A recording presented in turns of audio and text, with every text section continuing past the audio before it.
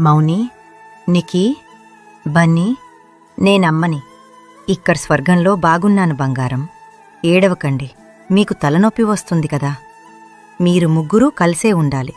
మీతో నేను ఎప్పుడూ ఉంటాను.